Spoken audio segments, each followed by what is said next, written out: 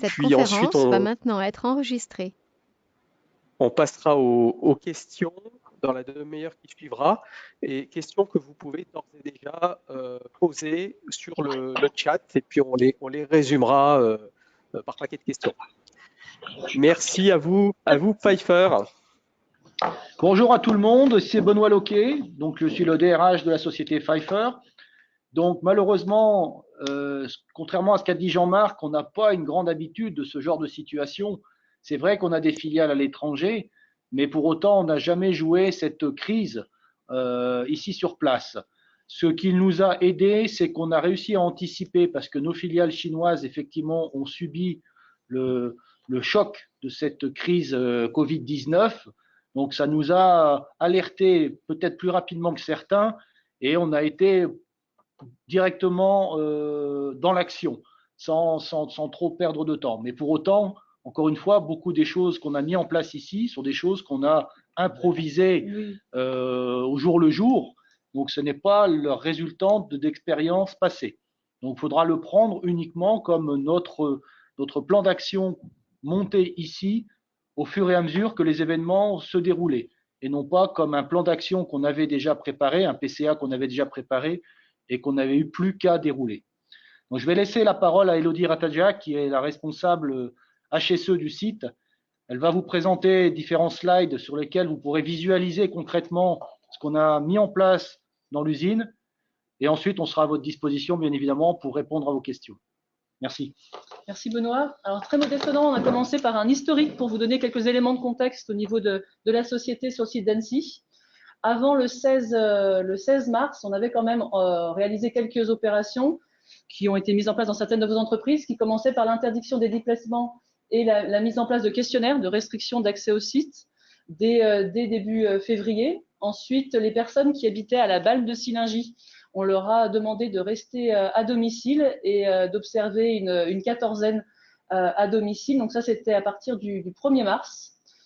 On a dès début mars également interdit les serrages de main et la bise sur le site. Et enfin, également début mars, on avait organisé des plans de conservation d'activité au niveau des services clés, c'est-à-dire la finance, certaines parties de la RH, avec du home office mis immédiatement en place et la mise en place progressive d'équipes alternantes sans chevauchement.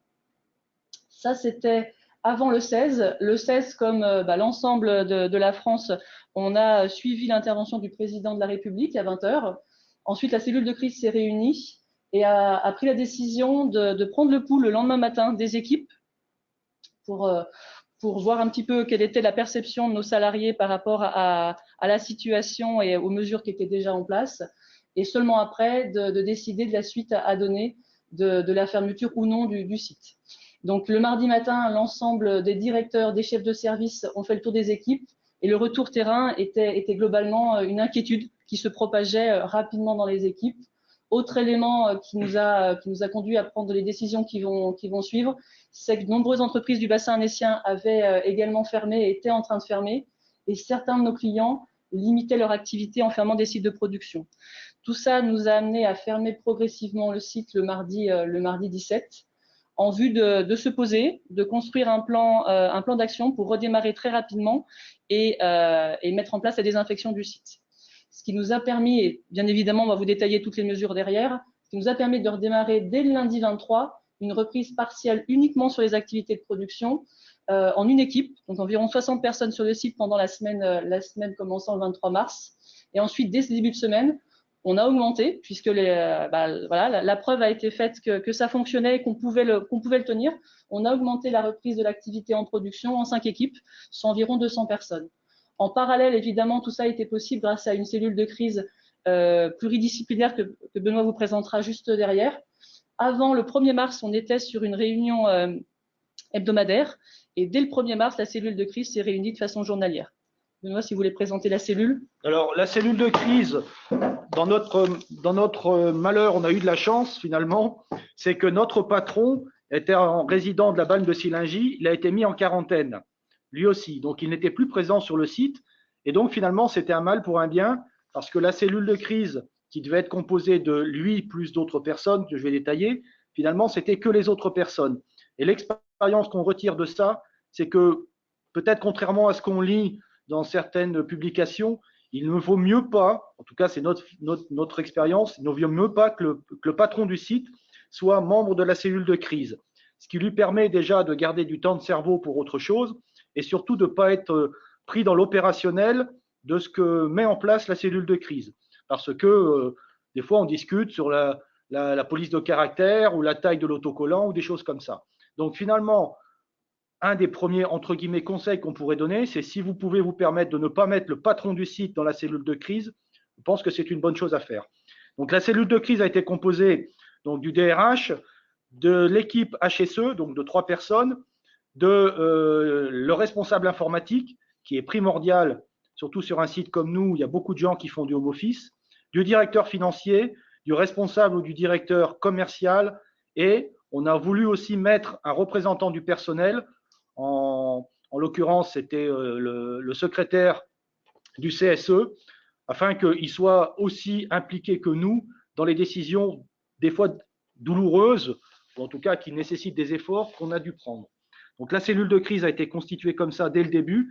Comme l'a dit Elodie, en début mars, c'était relativement tranquille. On était simplement à identifier les pays dans lesquels on ne voulait pas que les gens de chez nous aillent. Enfin, on a tous vécu cette situation. Et puis maintenant, la cellule de crise, elle joue à fond son rôle de concrètement, qu'est-ce qu'il faut faire à tel endroit pour réussir à faire telle chose. Voilà. Alors, en parallèle à ça, puisque j'en parle, on a immédiatement aussi imaginé des moyens de communication avec l'ensemble du personnel. C'est un des gros problèmes qu'on rencontre dans ce genre de situation où tout le monde rentre chez soi. Puis après, quand il faut rappeler les gens, on s'aperçoit qu'on n'a pas les numéros de téléphone, on n'a pas les adresses, on n'a pas des choses comme ça.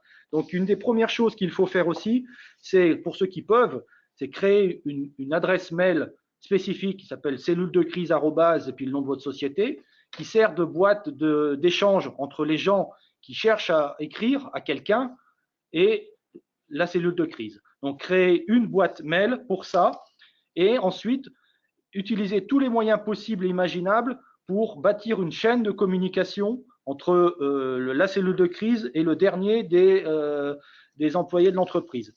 Chez nous, ça passe bien évidemment par la chaîne hiérarchique, à qui on a demandé d'utiliser l'outil WhatsApp. Chaque groupe, donc le groupe comité de direction avait son groupe WhatsApp, les chefs de service, les responsables d'équipe, etc., etc. Avec cet outil-là, on arrive à toucher très rapidement beaucoup de personnes, sans passer par des appels téléphoniques individuels avec des numéros qu'on n'a pas ou des choses comme ça. Bon, voilà, la cellule de crise, quand elle s'est montée, ça a été immédiatement la première action qu'elle a, enfin la deuxième action. La première étant de mettre en sécurité absolue le vital avant le crucial, le vital étant la paye. Il faut qu'on soit en capacité de faire les payes des gens, parce que si notre équipe paye tombe malade, de toute façon, on n'est plus en capacité de payer. Donc, la paye, la finance pour la partie encaissement des factures, pour avoir un petit peu d'argent, l'administration des ventes pour pouvoir aussi expédier nos produits, ça ne sert à rien de les fabriquer si on n'a personne pour les expédier, et l'IT. Voilà les 4 secteurs qui, dès le début, sans même commencer à réfléchir qu'est-ce qu'on va faire, comment on va le faire, ces 4 secteurs-là ont été mis immédiatement en sécurité avec des équipes séparées, des gens qui étaient en home office, donc moitié-moitié, avec un partage qui se faisait au niveau des compétences. C'est-à-dire on a imaginé que la moitié de l'équipe était inopérante parce que malade. Il fallait que l'autre partie de l'équipe soit capable de faire le travail. Donc, on a regardé rapidement quelles étaient les compétences. Et quand 2 personnes avaient les mêmes compétences, elles étaient systématiquement séparées physiquement. Voilà les premières actions qu'on a fait. Une fois qu'on a fait ça, comme l'a dit Elodie tout à l'heure, on s'est un peu posé. On a fait fermer l'usine le 17, mais tranquillement, ce n'était pas la mode panique. On a fermé comme il faut les machines, on a progressivement fait rentrer les gens chez eux. On leur a bien expliqué qu'on allait prendre le temps de la réflexion et de l'organisation. Et voilà ce qu'on a fait, et vous allez voir le résultat ensuite. Voilà, donc quels ont été les axes de travail de la cellule et de la reprise d'activité. Le premier axe, qui est un axe fondamental qui arrive en premier, c'est la communication. Il y a une communication générale qui a été faite par notre directeur général, monsieur Durand, pour donner du sens à la reprise d'activité, que ce soit envers nos collègues de filiales, que ce soit envers nos clients, que ce soit en termes de solidarité nationale, puisqu'on a de l'activité et donc il est juste que l'on travaille à ce titre. Une communication également générale autour des mesures que je vais vous détailler derrière, qui ont été mises en œuvre auprès de l'ensemble des salariés. Et enfin, une communication individuelle par directeur HSE auprès de chaque volontaire pour la première semaine, pour que chaque personne puisse avoir l'explication détaillée des mesures mises en œuvre et surtout puisse poser des questions avant ce retour sur site et que ce ne soit pas un retour en inquiétude. Le mot-clé de notre communication, ça a été la transparence sur ces mesures et sur leur mise en œuvre. Le deuxième point clé, c'est la réduction drastique des effectifs. L'ensemble des collaborateurs hors production restent à domicile. Et on a limité les effectifs présents sur site en fonction de nos capacités sur les postes et non pas de la production. On a fait une étude détaillée qu'on vous présentera derrière. Et enfin, on a limité le nombre le maximum des collaborateurs. On est passé de 800 personnes jour à 200. Le troisième axe, c'est l'adaptation de l'accès au site. Pour rentrer sur le site, il y a maintenant un contrôle systématique de la température que je vous présenterai derrière à l'entrée du site. Le port, comme vous pouvez le constater, du masque chirurgical en permanence sur le site dès l'entrée sur site et le maintien d'une distance de sécurité de 2 mètres sans port du masque et de 1 mètre avec port du masque. On vous le détaillera juste après. Ce qu'on voulait mettre en avant, c'était vraiment la protection individuelle dès l'entrée sur le site.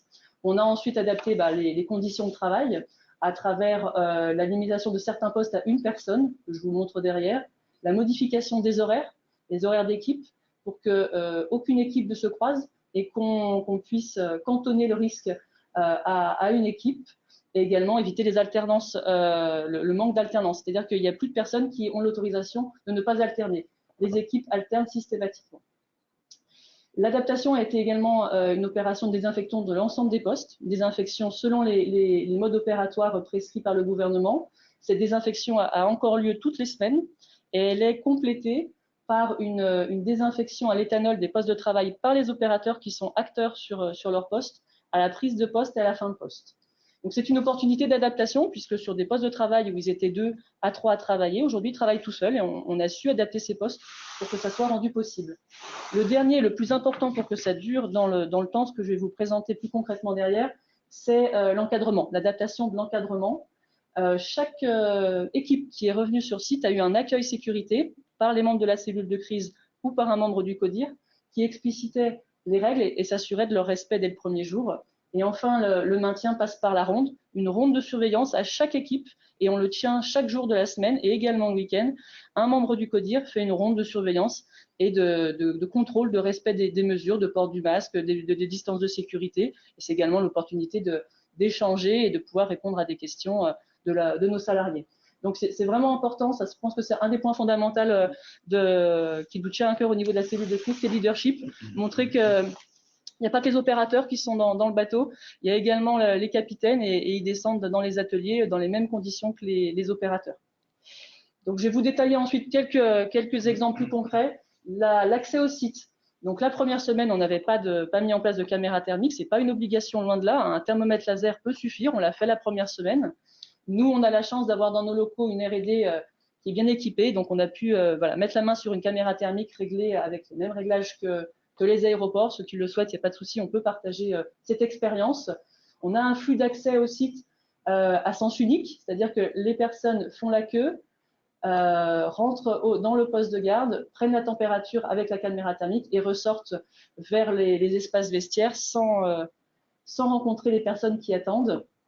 On a également condamné les tourniquets de sécurité. Il n'y a plus de filtration au niveau de l'entrée. L'agent de sécurité vise les badges, mais la barrière est ouverte pour éviter tout contact. Autre élément dans les vestiaires, les vestiaires, la surface des vestiaires a été plus que doublée. Donc on a utilisé des espaces qui étaient des espaces inoccupés pour donner un petit peu d'air à ces vestiaires et on a délimité des espaces au sol pour que les personnes qui se changent n'aient pas l'impression que le collègue soit contre lui. Ça, c'est un point fort, parce que je pense que c'était une inquiétude. On doit enlever son masque lorsque l'on veut, par exemple, changer de t-shirt et d'avoir vraiment beaucoup d'espace, des règles claires sur le fait que lorsqu'il y a une personne dans une alvéole, l'autre attend. Ça a également joué à la sensation de sécurité. Les autres règles du site, bon, évidemment le port du masque, on vous l'a dit, le vestiaire et et la partie désinfection. Donc, on désinfecte à l'éthanol. Dans l'industrie, c'est vrai que c'est un désinfectant auquel on a plutôt facilement accès dans nos ateliers.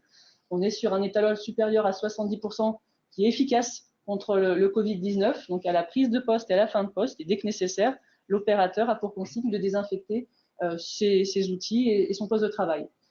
On doit respecter toutes les consignes qu'on vous a présentées. La distance de 1 mètre, ça c'est fondamental. La sécurité, ça c'est le message qu'on martèle, c'est bien la distance entre chaque personne.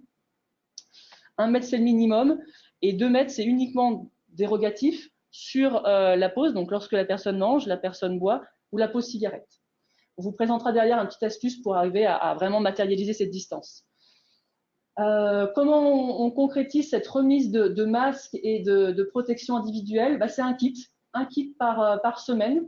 Donc c'est les petites boîtes qu'on voit là au poste de garde. La première fois qu'il se présente sur le site, on lui remet un kit pour une semaine. Ce kit comprend 6 masques chirurgicaux, 6 paires de gants et quelques lingettes désinfectantes. C'est un masque par jour. Concrètement, ensuite, sur les postes de travail, comment on a procédé? Donc, on a fait une visite terrain sur chacun des secteurs pour identifier les zones d'interaction potentielles entre les salariés, les séparations naturelles et artificielles qu'il existait, donc des murs, la possibilité de mettre des cloisons à des endroits, qui nous a permis d'évaluer un nombre maximum par zone pour maintenir des distances de sécurité raisonnables. Par exemple, un exemple de montage, un atelier de montage, ce qu'on appelle montage ATHM. Donc, sur certains secteurs, on va limiter à 1 personne le nombre de personnes autorisées dans la zone. Par exemple, sur une zone de préparation, sur une zone de sortie de machine à laver.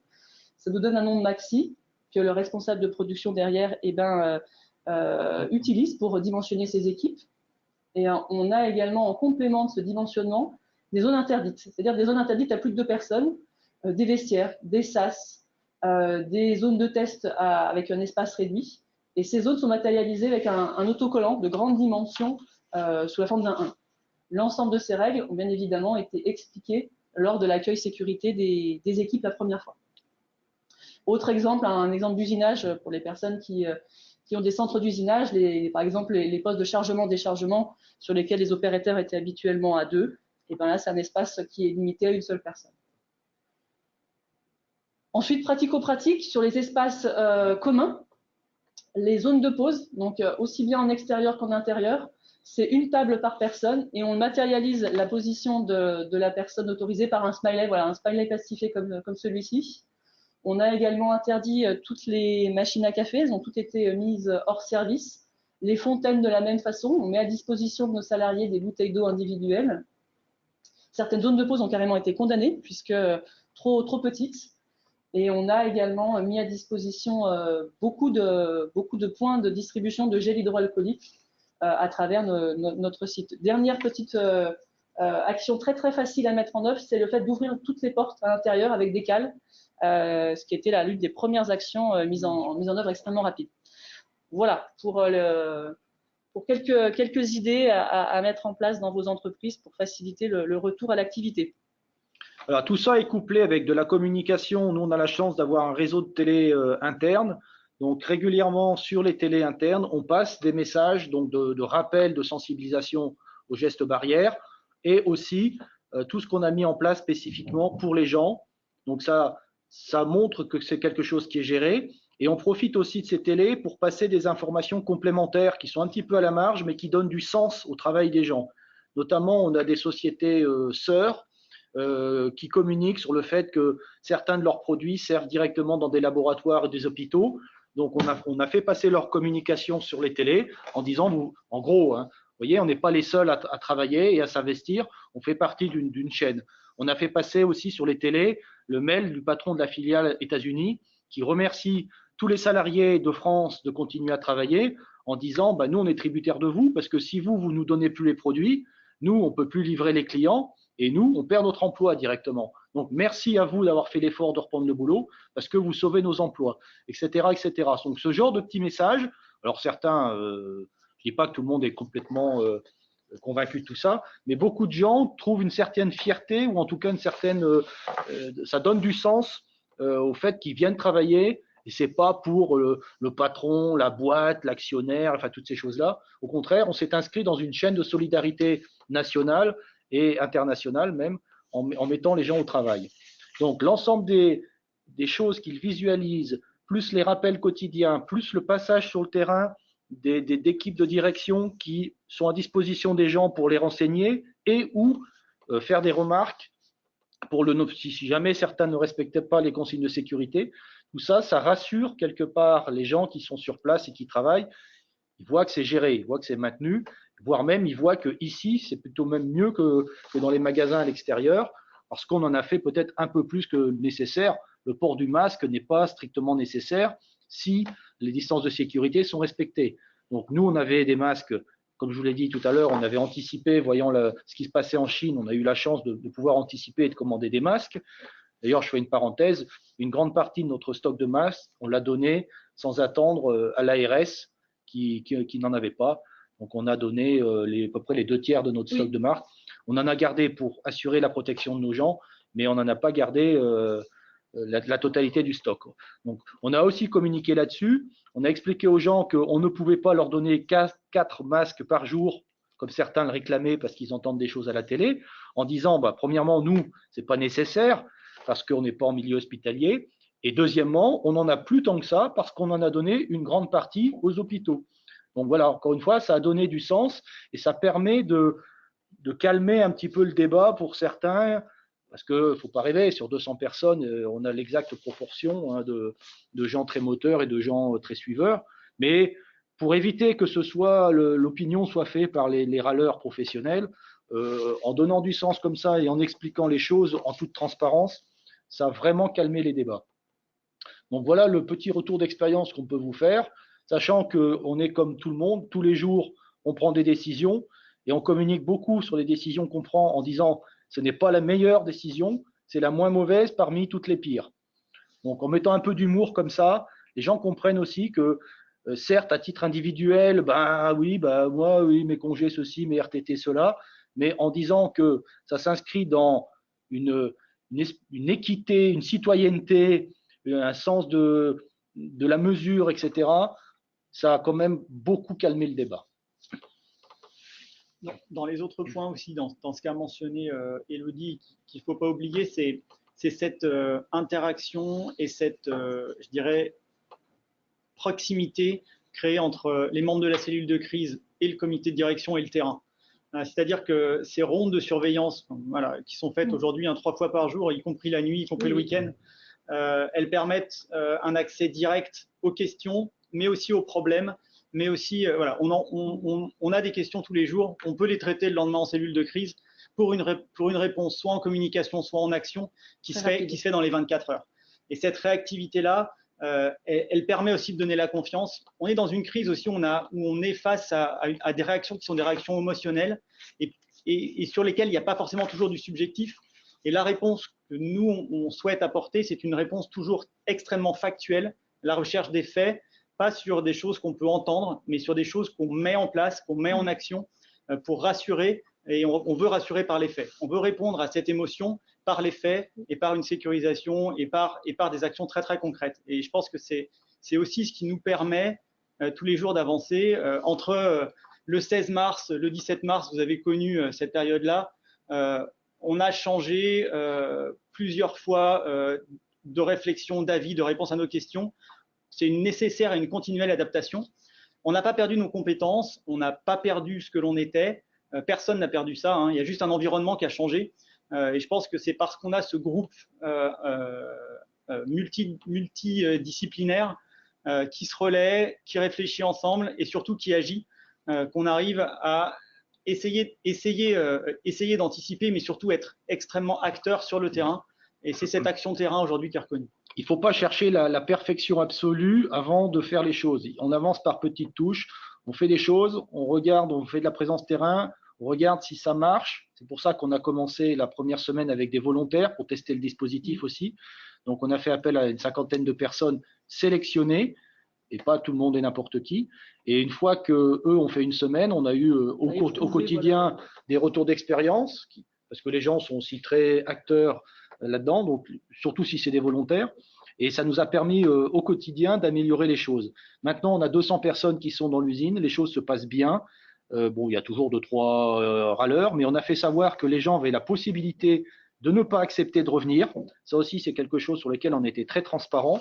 Nous, on a dit, il y a du travail. Maintenant, on reconnaît que vous pouvez ne pas venir, c'est votre choix. Mais si c'est ça que vous choisissez, vous n'êtes pas payé. Vous n'êtes pas en chômage, vous n'êtes pas payé.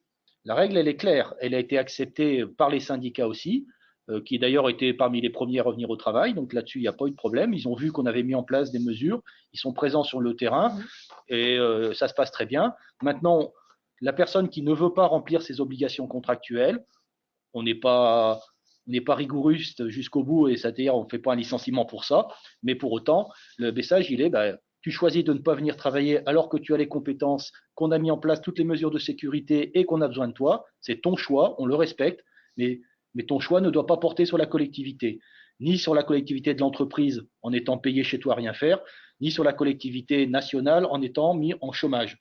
Et donc la règle est claire. Donc, on a 1 ou 2 personnes qui ont dit, tant pis, je préfère pas venir et pas être payé. OK, pas de problème. Et par contre, les autres qui viennent, ça se passe, pour l'instant, je touche du bois, relativement bien. La difficulté va être, comme toujours, de tenir sur la distance. C'est pour ça qu'il ne faudra pas de relâchement. C'est pour ça aussi qu'on ne veut pas mettre trop de gens.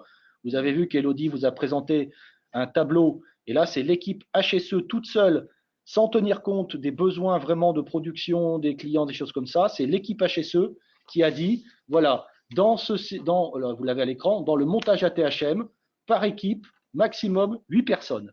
Oui, mais bon, j'en ai besoin de 10 parce que la production, ceci. Non, c'est non négociable. Et ça a été communiqué très clairement. Quoi qu'il se passe, il n'y aura jamais plus de 8 personnes dans ce secteur-là par équipe. Alors après, on peut mettre 2 équipes, 3 équipes le week-end, c'est ce qu'on est en train de faire. Et c'est pour ça aussi qu'on a revu les horaires pour qu'il n'y ait plus de croisements d'équipes. Avant, volontairement, il y avait des croisements d'équipes pour les passations de consignes, des choses comme ça. Là, on a volontairement écarté les équipes. Donc, il y a une équipe qui vient, mettons, de 6h à midi. L'équipe de l'après-midi commence à 13h jusqu'à 19h. Vous ne retenez pas forcément les chiffres, mais chacun fait ses 35 heures. Par contre, entre les deux, il y a un trou d'1 heure. À la fin de la première équipe, les personnes ont 20 minutes pour nettoyer leur poste pendant leur temps de travail à l'éthanol, partout où ils ont touché. Et l'équipe d'après-midi qui revient, pareil, à 20 minutes en début de poste pour rebelote. C'est pas qu'on ne fait pas confiance, mais 2 précautions valent mieux qu'une. Symboliquement, ils ont 20 minutes pour commencer, pour tout nettoyer. Les poignées de porte, des outils, tous les communs, tout ce qu'ils peuvent penser, ils nettoient. Le port du masque est en permanence obligatoire chez nous, non pas pour, je veux dire, c'est pour protéger presque, pour rassurer les gens sur le fait qu'il n'y aura pas de projection de gouttelettes de salive sur les postes de travail. Quand bien même il y en aurait, de toute façon, il y a nettoyage avant de partir et renettoyage en arrivant. Donc, toutes ces mesures-là, communiquées en toute transparence, donnent un sentiment de maîtrise de la situation et de, comment dire, que ce n'est pas, c'est la sécurité qui prime, c'est la protection, la sécurité qui prime, ce n'est pas le business, c'est que le business. Tant pis, on est calibré pour une équipe de 8 personnes, on ne peut pas faire 10 personnes dans ce secteur-là, ce n'est pas dérogatoire. Voilà. Et donc, les gens ont vu que ça a été géré. Finalement, ça se passe pour l'instant pas trop mal. Alors, ce n'est que le début. La grande question, c'est qu'est-ce qu'on va faire le jour où il y aura quelqu'un qui va tomber malade? On peut penser que raisonnablement, il ne sera pas malade à cause de quelque chose qui l'aura attrapé ici dans l'usine, avec tout ce qu'on a mis en place. Mais statistiquement, pas idiot de penser qu'on aura quelqu'un de malade. Donc, nos réflexions maintenant, elles sont plus là-dessus. Est-ce qu'on communique? Est-ce qu'on ne communique pas? Est-ce qu'on évacue les gens? Est-ce qu'on ne le fait pas? Etc. etc. Mais enfin, pour l'instant, les ateliers sont calmes. La production sort bien. On a fait un mois de mars qui est très, très bon en chiffre d'affaires. Alors, bon, il faut voir aussi que derrière cette organisation sur site, il y a toute la partie home office qui s'est mis en musique aussi, si je puis dire, avec un service IT informatique qui vraiment a bossé, mais de façon hallucinante, puisqu'on a plus de 250 personnes qui sont en home office, sans aucun problème de réseau, de rien du tout. Et s'il n'y avait pas ça, de toute façon, ça ne marcherait pas. On ne serait pas capable de faire la paye, la finance, les expéditions, etc., etc. Mais on a même été un cran plus loin, puisque les méthodes, l'Indus, la R&D, un maximum de gens aujourd'hui travaillent en home office. Ça a ses limites. On a déjà demandé au directeur de réfléchir au calendrier. On ne peut pas penser raisonnablement que 250 personnes vont être en home office pendant 3 mois, 4 mois. À un moment, forcément, ça n'aura plus de sens. Mais ce n'est pas grave, on a déjà communiqué en disant, ces gens-là, quand ils seront plus en home office, ils basculeront dans le régime du chômage partiel. Ce n'est pas un jugement de valeur, ce n'est pas de leur faute, personne n'a demandé. Ce n'est pas lui, il a le droit, lui, il n'a pas le droit. C'est comme ça. Et toute cette communication, toute transparence, avec en plus le représentant du personnel qui est membre de la cellule de crise, ça fait que les choses se passent relativement bien.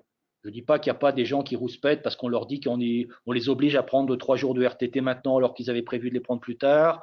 On a mis en place aussi un système où on oblige les gens à prendre tous leurs congés dès maintenant. Bien évidemment, ça ne plaît pas à tout le monde, mais ce n'est pas grave. L'immense majorité des gens comprend, adhère, suit les directives de l'entreprise. Pour l'instant, les choses ne se passent pas trop mal. Avec les résultats, hein, pour dire 200 personnes aujourd'hui en termes de production, ça correspond à quoi pour nous, hein? Il faut savoir que voilà, si tout se passe bien, c'est-à-dire que on continue sur le rythme que l'on a, que nos chaînes d'approvisionnement, parce que ce sera ça la clé, continuent, on va être capable aujourd'hui à peu près d'être entre 70 et 75% de notre production normale, tout en respectant nos consignes de sécurité. Donc oui, c'est possible. Bien sûr, c'est de la volonté, parce qu'il y a une forte volonté de l'ensemble de l'entreprise, sans prendre de risques. Ça, c'est aussi important, parce qu'il y a beaucoup de questions qui se posent sur les responsabilités. Je le vois certaines fois dans certaines communications. Le meilleur moyen de sortir de cette problématique de responsabilité, c'est justement de prendre les actions, de travailler ensemble, hein. La présence des partenaires sociaux dans la cellule de crise est quand même fondamentale, et surtout de se mettre dans l'action. Je pense que c'est cette action-là, tout en respectant les recommandations qu'on a aujourd'hui sur l'ensemble des sites officiels. Ça permet aujourd'hui de travailler. C'est beaucoup de bon sens, parce qu'aujourd'hui, c'est un petit peu ce qui nous reste. Je ne sais pas ce que tu en penses, Benoît, mais c'est beaucoup de bon sens, beaucoup de proximité terrain.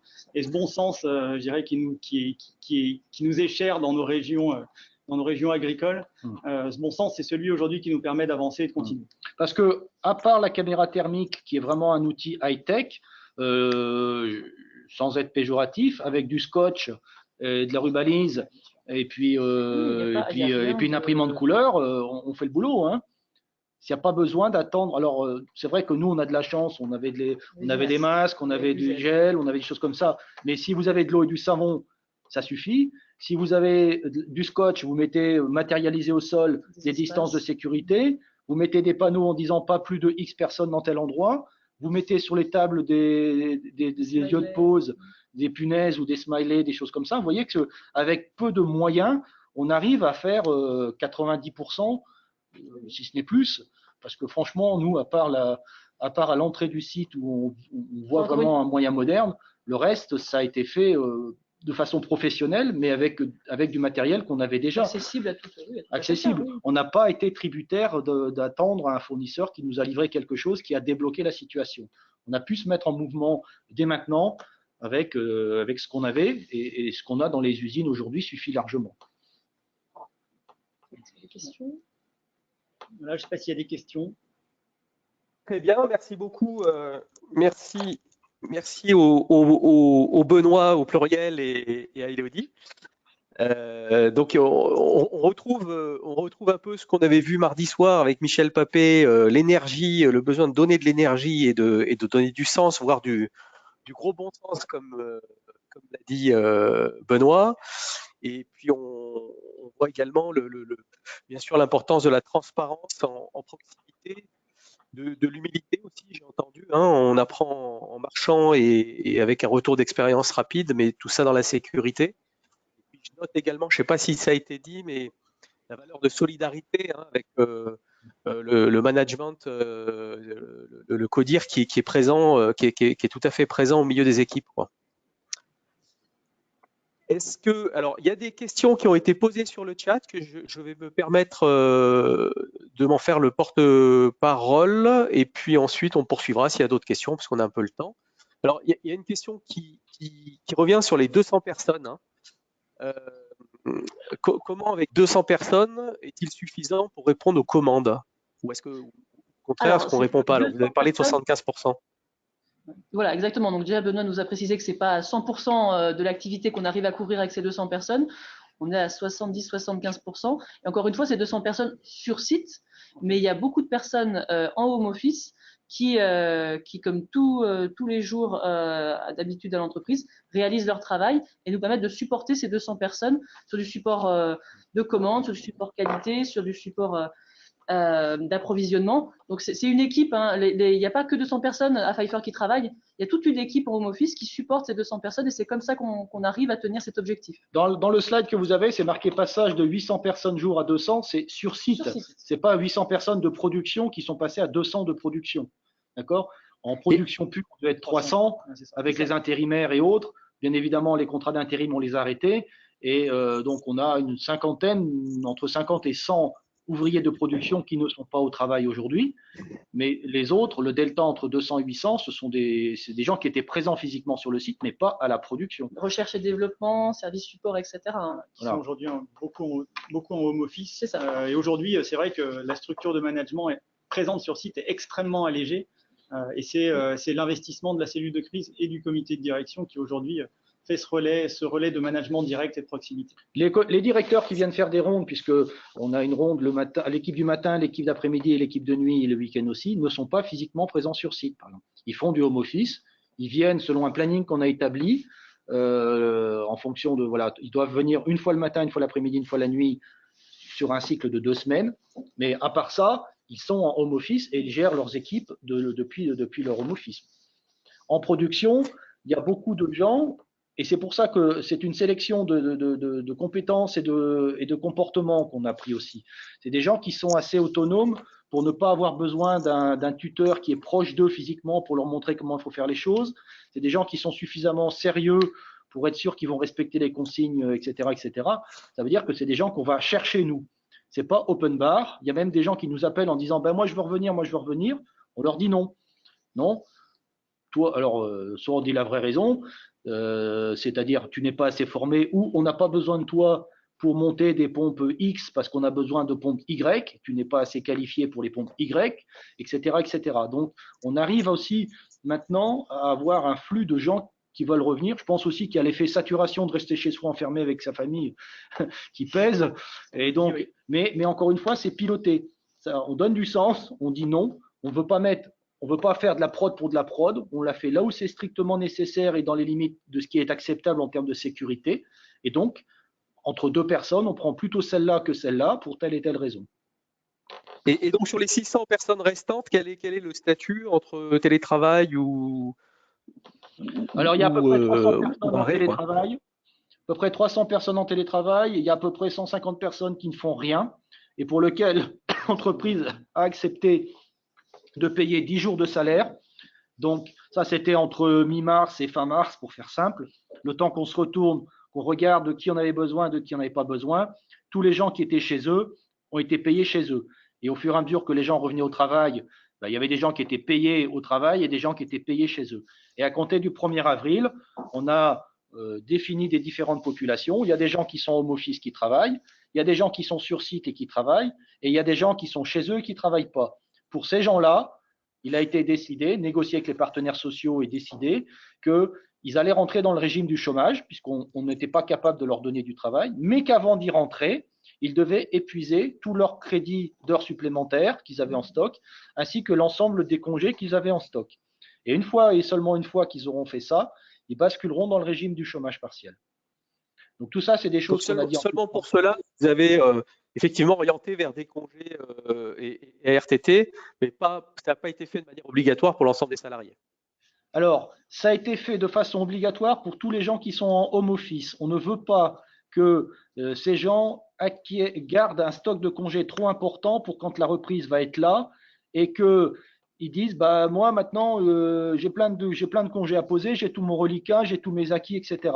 Donc, l'ordre a été donné, ou la consigne, vous prenez comme vous voulez, qu'en avril, les gens doivent faire tomber tous leurs compteurs de congés qui leur restent, ainsi que 4 jours de RTT pour ceux qui en ont, ou tous leurs compteurs d'heures supplémentaires. Alors, au début, ça a crié, les gens vont être souvent partis, nanana. Mais on a communiqué en disant oui, mais c'est maintenant que l'activité a baissé, Et il faut se préparer, quand elle va le reprendre, à ce que les gens soient au travail. Ça, c'est la première raison. La deuxième raison, ce serait incompréhensible et voire inadmissible de la part des filiales ou des clients si à la sortie de la crise où les Français ont été confinés et payés en chômage, eh ben, on n'était pas capable de produire parce que tout le monde prenait ses congés. Alors voilà, donc j'ai rien fait pendant 2-3 mois, j'ai pas pu travailler, mais maintenant que je peux retravailler parce que la crise est finie, bah, je prends mes congés. Et j'en ai plein parce que j'ai tout mon reliquat de ce que je n'ai pas pris parce que comme j'étais confiné, ça ne m'intéressait pas de prendre des congés parce qu'il n'y avait pas d'intérêt. Donc on a expliqué, on a donné du sens, on a présenté les choses en disant regardez l'aspect aussi psychologique par rapport à nos collègues des filiales et par rapport à nos clients, de dire bah, il y a du boulot, mais non, on ne va pas le faire parce qu'on va en vacances. Donc, à part cette mesure-là de dire les gens qui sont au travail aujourd'hui doivent prendre tout leur reliquat de congé et leurs heures supplémentaires sur le mois d'avril, et à part la règle qui est avant de rentrer dans le chômage, tous les gens qui vont y rentrer doivent épuiser leur stock de congés plus leurs heures supplémentaires, on n'a pas été beaucoup plus loin que ça aujourd'hui. Merci. Une autre question concernant le service commercial ou service après-vente. Étant donné que 0 déplacement est autorisé, comment ils sont dans quelle catégorie? Ils sont en home office pour l'instant. Tous. Ouais, tous les markets, tous les supports clients, tous les gens comme ça sont en home office. Bien sûr, ils ne se déplacent plus, mais ils ne se déplacent plus déjà depuis janvier-février. Donc, ils ont déjà pris l'habitude. On a la chance aussi, nous, d'avoir des filiales qui sont sur place. Donc, c'est les gens des filiales qui se déplacent quand il y a besoin. Alors, en Chine, ils ne pouvaient pas pendant qu'ils ne pouvaient pas. Maintenant, ils repeuvent. Après, ça va basculer aux États-Unis. Mais aujourd'hui, à part la difficulté d'avoir à gérer des fuseaux horaires qui obligent les gens qui sont en home office à travailler à 2 heures du matin pour être en contact avec les États-Unis ou la Chine, le travail se fait comme ça. Et si mesures dérogatoires il y a, c'est la cellule de crise qui prend la décision sur consultation des dispositions mises en place chez le client. Sur des cas très exceptionnels d'urgence client, on évalue en termes de risque quelles sont les mesures prises par le client et est-ce que l'on accepte ou non en cellule de crise de mettre à disposition notre salarié. De toute façon, ça aussi c'est une consigne, c'est la cellule de crise qui décide même qui a le droit de venir sur site. Même un directeur qui voudrait venir sur site pour récupérer un papier dans son bureau doit faire la demande par écrit à l'adresse que je vous disais tout à l'heure, cellule de crise @cypher. Il fait sa demande écrite, justifiée. La cellule de crise qui se réunit tous les jours lit tous les mails et elle dit oui, non. Tel directeur veut venir sur le site parce qu'il a une carte électronique, c'est non. Ou c'est oui. Mais c'est justifié, c'est piloté. Ça aussi, ça crédibilise la chose.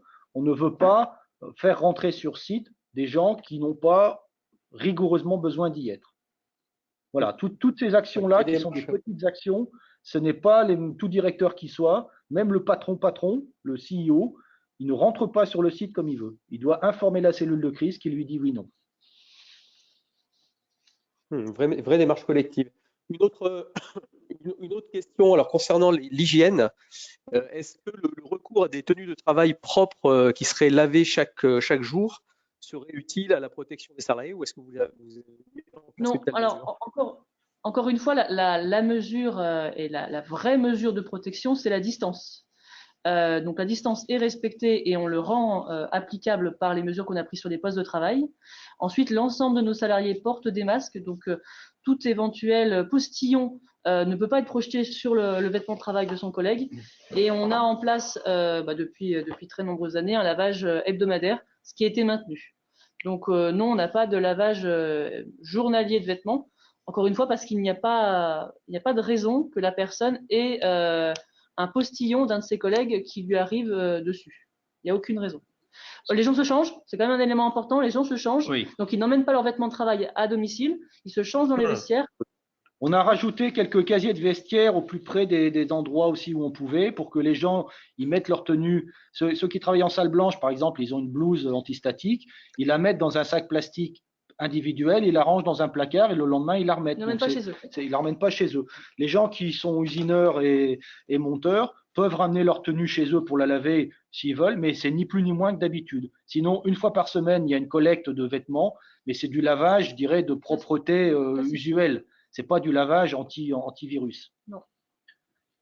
D'accord. Alors, ensuite, j'ai un groupe de questions sur l'après. On parle de déconfinement, enfin le Premier ministre en parle, on ne sait pas s'il est proche ou à venir encore, mais est-ce que vous avez abordé le sujet C'est nos actes de travail actuels en cellule de crise. Oui, non, notre après, c'est demain matin, nous. Hein. L'échelle de temps, c'est demain matin en fonction de ce qui va se passer cette nuit. Et après, on verra. Pour l'instant, voilà. Donc le retour progressif à la normale, vous ne l'avez pas encore envisagé c'est un de nos sujets de en travail. particulier, Non. Pardon, excusez-moi. L'étape suivante, c'est déjà d'identifier tous les gens qui font du home office, jusque quand ils vont faire du home office et quand est-ce qu'ils vont s'arrêter, parce que voilà, ça c'est l'étape suivante. Le déconfinement, c'est pas à échéance de 2-3 mois, hein, donc on n'en est pas là. D'accord, donc en particulier, on ne s'est pas posé la question de savoir si certaines mesures seraient maintenues une fois la crise passée. Non. Pas encore. Voilà, c'est pas l'ordre du jour. Non. Ok. Est-ce qu'il y a d'autres questions qui peuvent être du coup posées si l'un d'entre vous veut prendre la parole? Peut-être même partager l'expérience, hein. Peut-être qu'il y a des gens qui ont des bonnes idées. Oui, oui. On est preneurs. On partage l'expérience. Je suis sûr que certains pourraient le partager.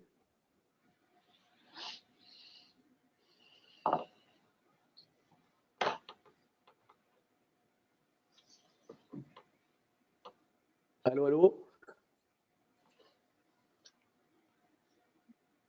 J'ai des idées pour des signes involontaires. Hein. Bon.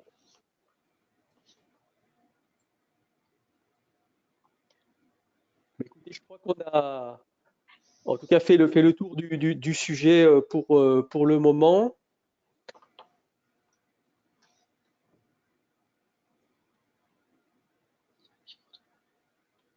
Bien, si plus personne ne veut intervenir, moi, une conclusion peut-être côté Pfeiffer? Pardon? On n'a pas entendu, excusez-nous. Une conclusion? Éventuellement, Non, le mot de la fin? La conclusion, c'est ce que je vous disais tout à l'heure, c'est-à-dire qu'on a tout ce qu'il faut en termes de moyens et de gros bon sens dès maintenant pour mettre en place des actions. On n'a pas besoin d'attendre des choses qui viendraient d'ailleurs. C'est tout. Après, je pense que vous avez un message de félicitations qui vient d'arriver. Bravo pour ce que fait Pfeiffer de la part d'Étienne Pio. Bien, merci. Merci, mais bon, voilà. Une question. Quel moyen, une dernière question, quels moyens de communication ont été mis en place pour le travail entre les personnes d'une même équipe en R&D, par exemple, pour les échanges techniques et scientifiques? Le travail commun. Ah bah on a du Life Size, on a du Teams, on a des choses comme ça pour les gens qui sont en home office. C'est ce que je vous disais tout à l'heure. L'IT a fait un énorme travail. Ils ont même réussi à prendre la main à distance sur les PC personnels des gens. Ne me demandez pas comment, pour installer tous les outils de communication qui permettent aux gens ensuite de faire des réunions de chez eux à plusieurs et ça fonctionne. J'ai jamais compris pourquoi et comment, hein. Mais ça marche. Voilà, après donc, comme le disait Benoît, ce qui permet de travailler en commun. Alors après, il y a eu tout le travail de l'IT qui était essentiel dans la mise en œuvre du télétravail et qui a commencé. Enfin, les premiers tests, on les a commencés le 10 mars environ, quelque chose comme ça, hein, à peu près une semaine avant. Les premiers tests de masse. Et puis on a tous les outils comme GoToMeeting ou leurs concurrents, hein, qui nous permettent de travailler ensemble. On a aussi les chaînes WhatsApp dont a parlé Benoît, c'est-à-dire que chaque directeur a mis en place une cellule WhatsApp pour pouvoir informer et se tenir informé avec ses équipes. Ce qui a changé, c'est le management à distance. Donc effectivement, il faut plus de réunions pour garder du lien, parce qu'en fait, on se voit moins. Personnellement, côté finance, donc l'équipe est très peu présente. Je la vois quasiment plus. Donc effectivement, là où on avait une réunion hebdomadaire, maintenant on a 2 réunions par semaine, plus des contacts très réguliers sur WhatsApp avec notre boucle pour pouvoir interagir et pour pouvoir aussi justement prévenir par cet éloignement. Il y a des personnes qui réagissent différemment par rapport à leur situation individuelle et par rapport à l'environnement. Les personnes sont loin du site, donc c'est compliqué. Et en termes de management, on ne se rend pas compte, là où quand on voyait ces équipes, on se rendait compte de leur malaise ou de leur mal-être, parce que je dirais, il y a tous les stigmates physiques quand on rencontre quelqu'un qui nous permet d'identifier des choses que l'on n'a plus aujourd'hui. Donc il faut travailler différemment. Et pour ça, je recommande, enfin les réseaux sociaux ont quand même cet avantage, c'est de pouvoir continuer à créer du lien, essayer de regarder ce qui se passe en termes de communication entre équipes, pas que sur le travail, mais aussi pour des moments de détente, des moments de détente collectifs. Voilà, l'intervenant mardi parlait de WhatsApp Café, donc qu'il organisait. Nous aussi, on se prend aussi des moments d'échange de petits messages d'humour sur ces. Voilà, il y en a plein en ce moment, assez sympas, qui permettent un peu de détendre l'atmosphère. C'est aussi très agréable un moment de pouvoir partager autre chose que sur le travail, comme on le faisait quand on était tous ensemble au bureau. Donc ça, on a continué à mettre en place ces chaînes-là de réseaux sociaux et ça permet de continuer à garder du lien. Merci beaucoup pour votre témoignage, vraiment en toute transparence et puis qui était très très pratique. Et puisque tu me l'avais dit, Benoît, vous vous tenez à disposition des adhérents qui auraient des questions. Donc n'hésitez pas à nous les poser ou les poser directement à Pfeiffer et ils se feront un plaisir de vous répondre. Et merci encore pour cette bel exemple de solidarité sur le territoire. Ou des idées, on est aussi preneur de toutes les bonnes idées, parce que voilà, aujourd'hui on en est là, demain on ne sait pas, comme l'a dit Benoît, les choses changent tous les jours. Donc voilà, donc on aura, je pense que cette solidarité elle est importante, et il faut la garder dans cette période-là, inter-entreprise, et au-delà aujourd'hui, au-delà je dirais de conflits qui peuvent se créer, il faut être plus large. C'est cette solidarité dont on a besoin à l'échelle de notre région pour pouvoir continuer. C'est pas facile aujourd'hui, c'est pas facile pour tout le monde. La solidarité, on l'a aussi au sein de la cellule de crise parce qu'il y a des hauts et des bas dans notre énergie, parce qu'il faut beaucoup d'énergie. Et c'est vrai que voilà, à plusieurs, c'est beaucoup plus simple. Donc c'est aussi vrai entre entreprises. Donc effectivement, si on peut aider, si on peut répondre, si on peut partager des documents, si on peut réfléchir collectivement, on en sera tout à fait content. Je rappelle d'ailleurs qu'il y a un club Bourse RSE qui est un club d'échange de dirigeants qui échangent leurs bonnes pratiques et notamment sur ce sujet-là en ce moment. Donc je vous invite pour ceux qui sont intéressés à le rejoindre, à vous adresser au pôle. Et puis la semaine prochaine, nous organiserons donc 2 autres webinaires. Un sur le sujet de la trésorerie, piloter sa trésorerie dans cette situation, mardi soir, et un autre sur la gestion du stress avec un intervenant qui est pilote de ligne et qui jeudi prochain. Voilà, donc on vous enverra les invitations. Très bien. Merci. Merci beaucoup. Merci à tous. Bonne soirée. Merci. Bonne soirée. Merci, au revoir. Merci à tous. Bonne soirée.